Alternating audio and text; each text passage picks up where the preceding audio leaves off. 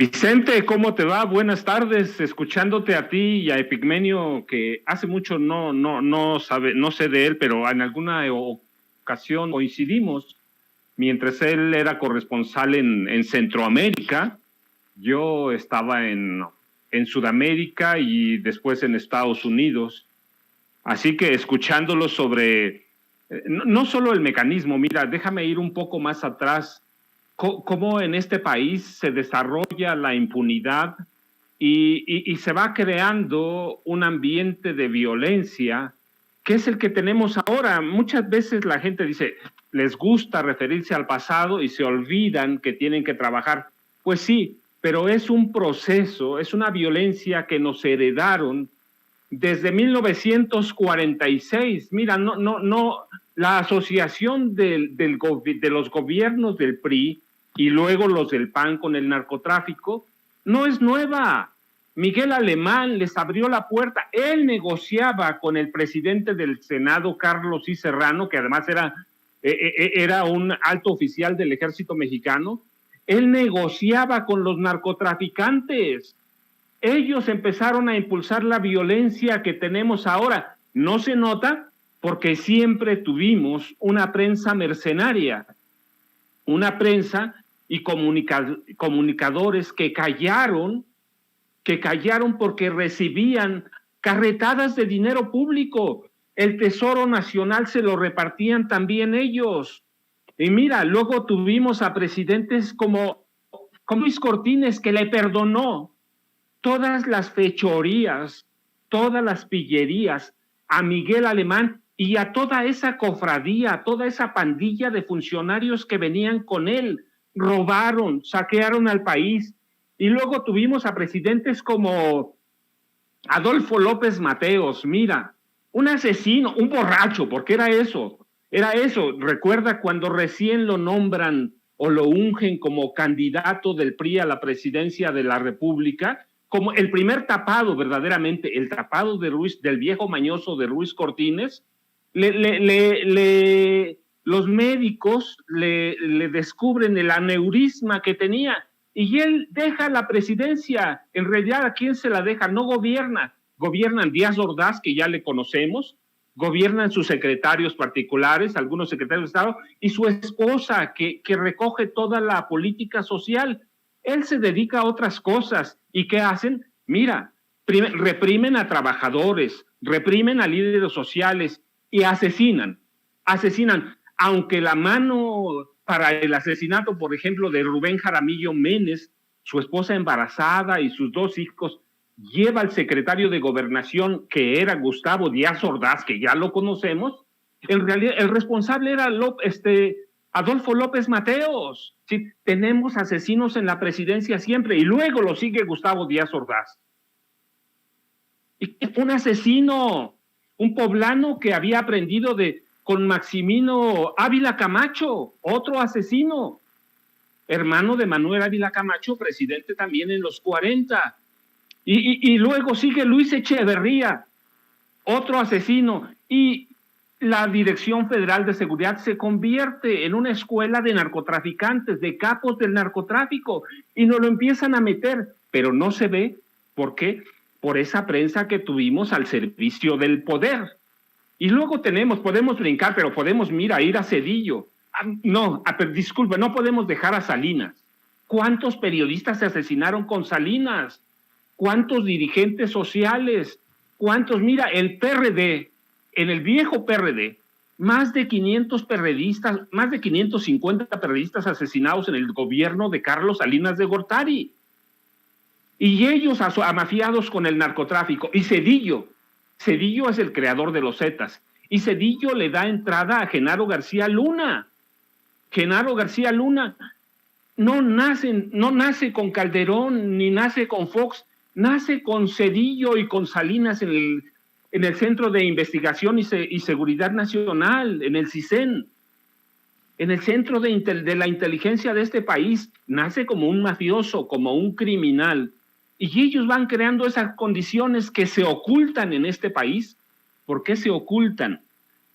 Poníamos comunicadores al servicio de ellos. Epigmenio ya lo decía bien, hay comunicadores que son están enriquecidos brutalmente, brutalmente. No solo tienen casas en el extranjero, sus yates en Acapulco, tú los conoces, lo has publicado. Esa clase de comunicadores teníamos. Mira, algunos dicen, no recibíamos dinero. No, pero recibían concesiones de gasolineras, Gobernación les pagaba a sus secretarios particulares, les pagaba a sus secretarias, les pagaba oficinas. Y toda esa violencia contra los periodistas que no nace hoy, nace entonces, pero se oculta. Vivíamos un proceso de degradación permanente. Cuando el país cambió, y debo admitirlo, yo también, cuando yo estaba convencido que con Fox iba a cambiar, nos engañó.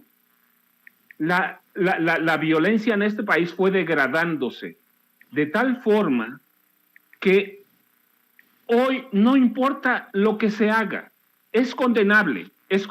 Ningún asesinato, mira, no solo el de Margarito Martínez o el de Lourdes Maldonado, ningún asesinato en este país se puede justificar, todos son condenables.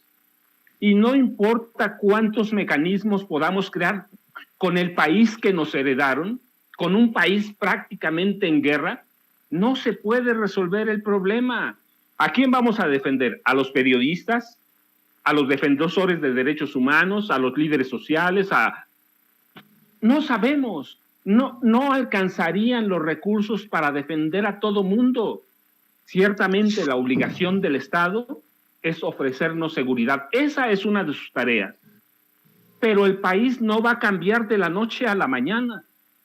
La violencia que generó Enrique Peña Nieto, la que generó Felipe Calderón Hinojosa, que dejaron la seguridad en manos de un criminal, no se va a acabar de la noche a la mañana.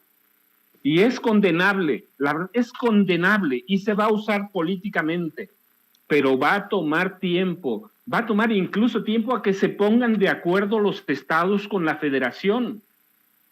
Yo, mira, no soy muy partidario de ese tipo de mecanismos, porque no sirven de nada mientras no haya una reestructuración de los sistemas de justicia, mientras el sistema judicial proteja muchas veces a los delincuentes, mientras el sistema judicial o el poder judicial proteja a quienes no deben proteger, este país va a cambiar muy lentamente. Así que la impunidad es histórica, la violencia es histórica y no vamos a cambiar de la noche a la mañana. Hay que condenarlo, pero no solo el asesinato de los periodistas, de los líderes de derechos humanos o líderes sociales. Mira, hay que condenar todo eso, todos los asesinatos de un papá que tiene una tienda en la esquina y mataron a su hijo, de cualquiera, de un hombre que viaja en un microbús y lo asesina un asaltante. Todo eso lo tenemos que condenar, pero ese es el país que nos heredaron. Ese es el país que dejó Peña Nieto, el que dejó Calderón, el que dejó Fox, el que dejó Zedillo, el que dejó Salinas. Entonces, hoy tenemos un proceso de cambio que va a tardar, pero ya empezamos. Más de 30 millones de electores podemos equivocarnos, pero también podemos tomar los pasos adecuados para que este país siga cambiando. Perdón, Vicente, por todo eso, pero es que la violencia parece que nació ayer. No, la violencia en este país, la violencia promovida por el Estado que encabezaron los priistas y los panistas, se fomentó desde los 40. Así que eso fue haciendo una olla de presión que nos heredan y que claro que en un momento tiene que estallar con asesinatos como los de Margarito Martínez y como los de Lourdes Maldonado, que hay que condenarlo siempre. Entiendo la desesperación, entiendo el dolor y también entiendo las grandes expectativas de muchos en este gobierno de la Cuarta Transformación con el presidente Andrés Manuel López Obrador, pero tampoco es magia esto. Sí creo que sí se necesita repensar, reestructurar, reevaluar el mecanismo de protección a periodistas. Yo como beneficiario, yo lo estoy pidiendo una y otra vez, querido Paco, porque si bien es cierto, entiendo que, y lo he mencionado, así traigamos el ejército atrás, cuando alguien te quiere hacer daño, te va a buscar hacer daño. Sí creo que hay todavía muchos pasos que podemos mejorar en este mecanismo, que por cierto no es necesariamente un mecanismo de López Obrador, Paco Cruz. No, es muy viejo, mira, estoy de acuerdo. Hay que reestructurar muchas cosas y una de ellas es ese mecanismo para proteger no solo a periodistas, sino a otros personajes que son fundamentales en el engranaje de la vida diaria de este país. Hay que reestructurarlo, empezando por igualar los mecanismos de los estados con los de la federación. Pero eso de nada servirá si la sociedad en general no empujamos el cambio. No se pueden crear, no puede haber un policía por cada periodista, pero aún si lo hubiera, el asesinato cobarde de Lourdes Maldonado, el asesinato de Margarito Martínez, nos muestran que ni con un policía atrás vamos a detener una bala. Sí debemos protegernos, pero hay que proteger a todos y hay que hacerlo bien y se van a proteger o los vamos a proteger mejor en la medida que haya un cambio social, en la medida que haya cambios en los sistemas de justicia. Nada, mira, Vicente, daña más a este país que la impunidad. Y los jueces no han cambiado, no quieren cambiar. Seguramente algunos ministros lo entienden, pero es nada todavía. La impunidad va a hacer que haya más asesinatos. Yo sí entiendo al presidente cuando dice que no hay que hacer politiquería, sobre todo con el asesinato de Lourdes Maldonado, pero sí difiero respetuosamente cuando defiende a capa y espada a Jaime Bonilla, el exgobernador de Baja California. La hoy Oxisa, la asesinada, lo señalaba directamente y creo que debe de ser para las autoridades en Baja California debe de ser una de las primeras líneas de investigación. No estamos culpándolo de nada, simplemente estoy retomando lo que la propia Lourdes Maldonado fue a decir a la mañanera y expresó días antes de ser asesinada cuando fue notificada de su victoria legal contra la empresa de comunicaciones de Jaime Bonilla, quien dice que tenían una relación amistosa. Pues no, de amistosa no tenía nada, y entiendo al presidente que dice que no hay que hacer juicios sumarios, pero ahí están las acusaciones de la mujer que hoy está muerta. Paco, ¿algún otro comentario antes de pasar al otro tema que nos ocupe? Mira, Vicente, solo para redondear esto o para salir de esto, porque siempre hay que cerrar círculos. Por bien de la nueva gobernadora de Baja California, por salud del mismo Bonilla y por salud de los mismos periodistas, este asesinato se debe investigar a fondo. Como dicen, aunque parece una muletilla, hasta sus últimas consecuencias. Nada gana la nueva gobernadora dejando de lado el asesinato de Lourdes Martínez y de Lourdes Maldonado y de Margarito Martínez. La gobernadora está obligada a poner las manos sobre ese caso. El mecanismo de protección que ya no funcionaba debe hacer algo.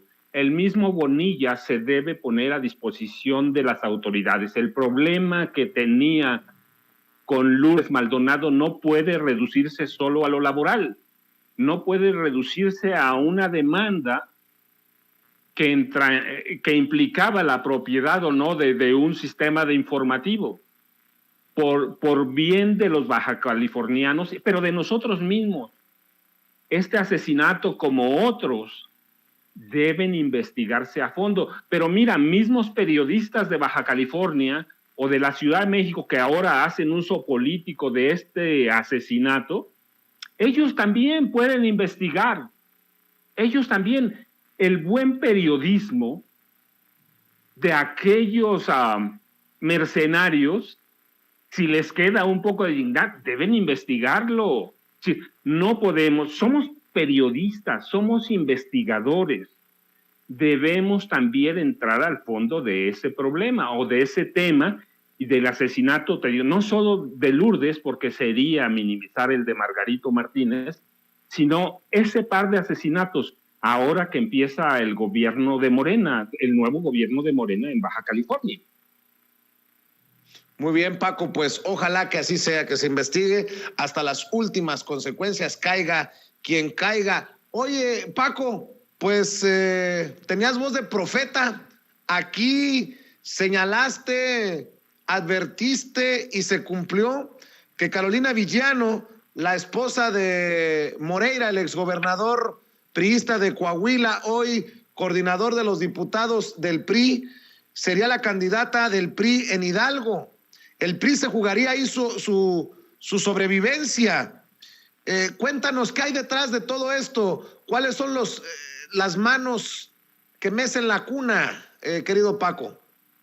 Bueno, mira, Vicente, sí, ciertamente desde entonces era previsible que Carolina iba a ser la candidata. Bueno, ellos la han disfrazado como candidata del PAN, en realidad, o como precandidata todavía, porque todavía es precandidata. Como candidata, como precandidata del PAN, pero en realidad es la candidata del PRI. ¿Por qué se oculta el PRI? Pues por toda la historia negra que trae desde los 40. El PRI se está jugando con ella la sobrevivencia no para 2023, sino para 2024, pero nos está mostrando cómo lo va a hacer. Se va a esconder atrás del PAN. Carolina es la secretaria general del PRI. Carolina es la esposa de Rubén Moreira Valdés, el coordinador del PRI en la Cámara de Diputados allá en San Lázaro.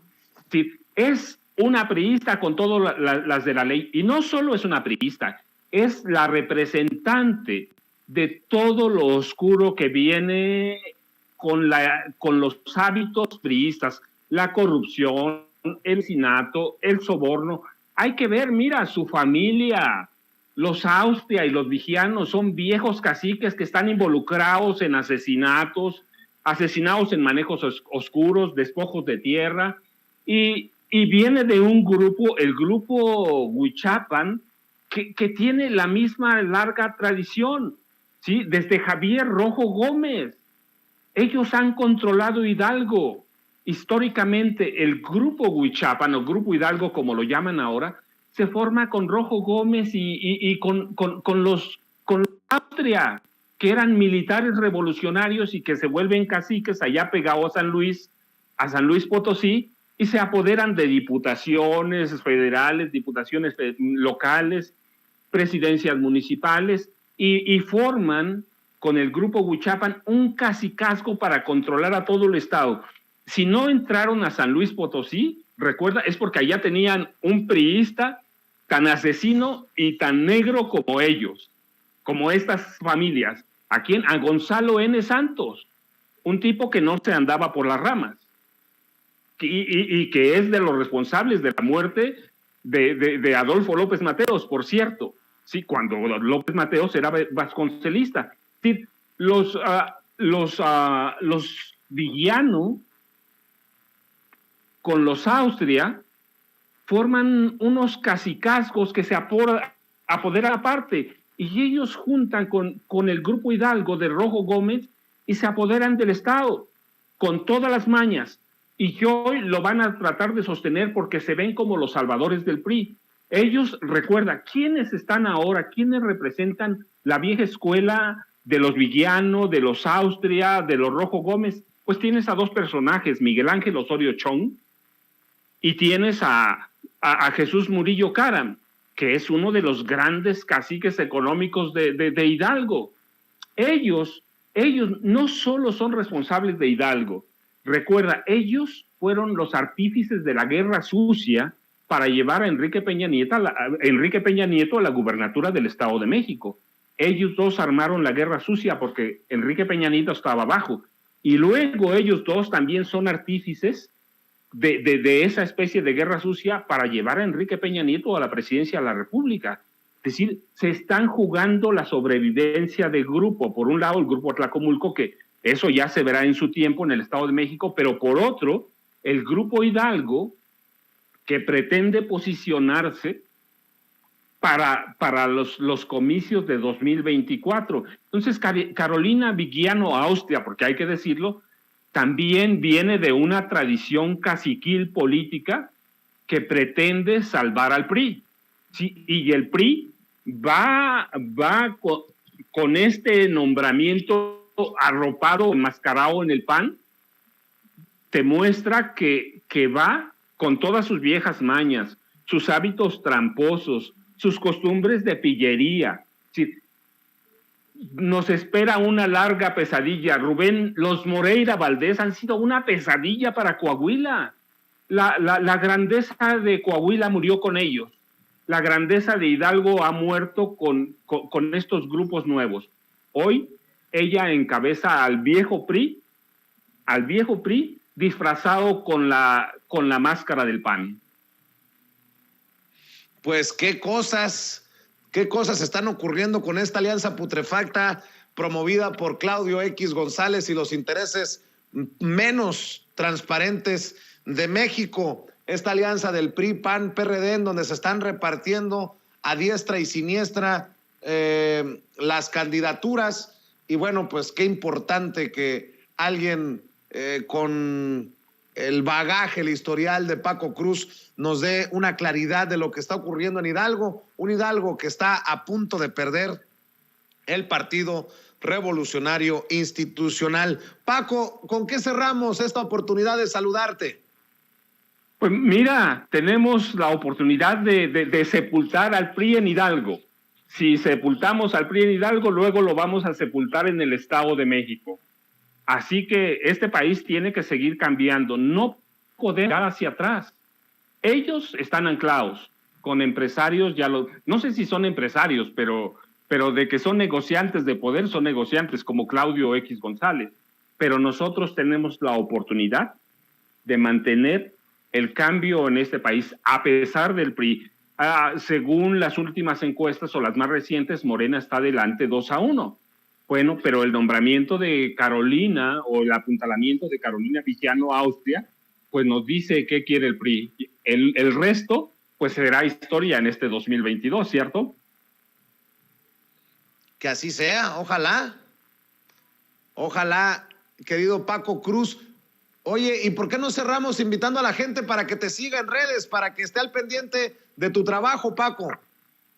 No, pero claro, mira, seguro de que sí, en Facebook, Francisco Cruz Jiménez, que ahí atiendo a todo mundo, y en Twitter, @Paco Cruz Jiménez y Vicente. Yo les agradezco como siempre. Estoy enclaustrado en mi casa con tanto frío, pero me da un gusto saludarte y te mando un abrazo, y para todos allá. Gracias. Así estamos todos, querido Paco, te mando un abrazo. Nos vemos muy pronto aquí en Sin Censura. El maestro Francisco Cruz, autor de García Luna, El Señor de la Muerte, y bueno, esperando siempre sus libros, sus obras y sus comentarios sin censura. Mi querido Toño, estamos a punto de despedirnos.